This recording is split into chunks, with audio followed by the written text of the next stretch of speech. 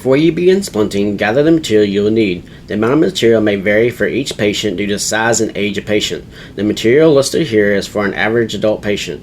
For the sugar tong splint, you will need to gather the following materials: 3 4-inch rub rolls, 2 4-inch ace wraps, 10 sheets of 5-inch by 45-inch plaster, scissors, 2 pieces of tape about 4 inches in length, and 1 water. To prepare for the sugar tong splint, size the plaster starting from the MCP heads on the dorsal hand around the elbow to the volar MCP joints. Then you may tear about 1.5 inches to 2 inches off the width of the plaster depending on the width of the patient's arm.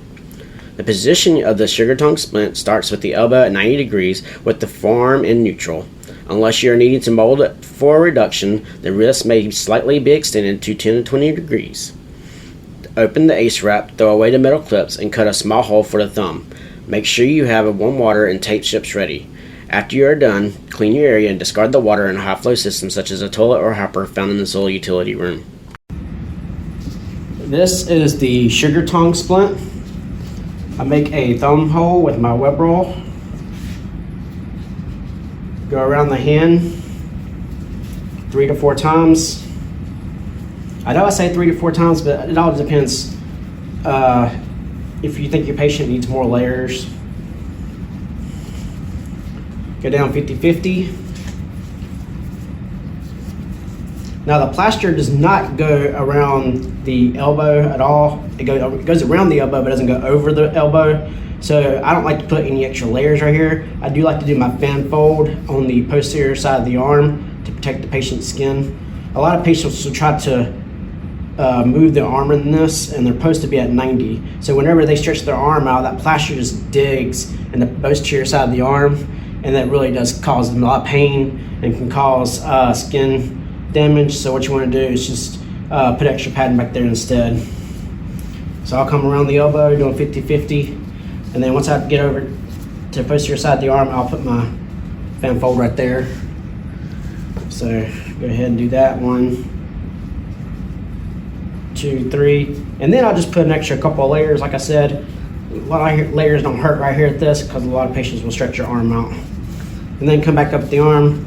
Usually I do about 3 layers, but you can do 4 if you need to. And then what you want to do is, after you size your plaster up, you want to dip your plaster and do the 3 S's.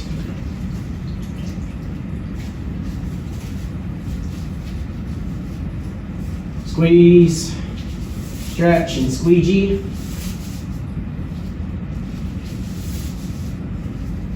Alright, once you have the plaster done, now I like to put, you might have some excess because you always want to leave this long because it could shrink. So I like to put my excess on the dorsal side of the hand. And then make sure you're about the thumb, see if it's overlapping here. So just bring that over just a little bit. Some patients have wider palmar creases right there. And then put a layer of web roll over top of it.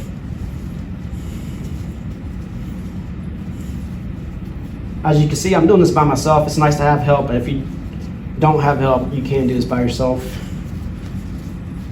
Just have the patient be at 90 there.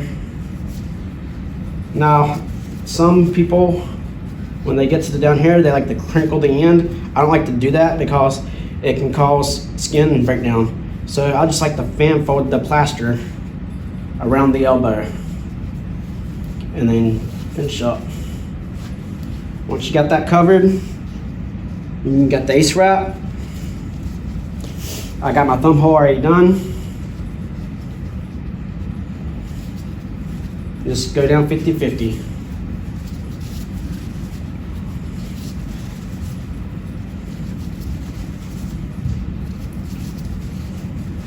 Alright, get my second ace wrap here.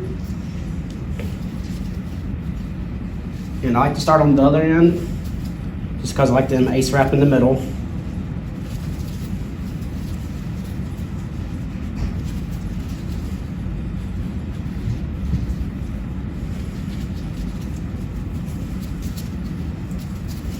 Alright, finish it up, put some tape on it.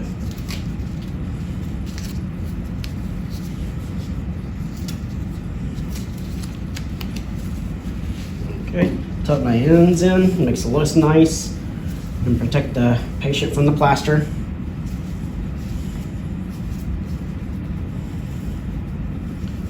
And then mold it. Once it hardens, your splint is done. And that is the sugar tongue splint. This is the conclusion of this video, and thank you for your time.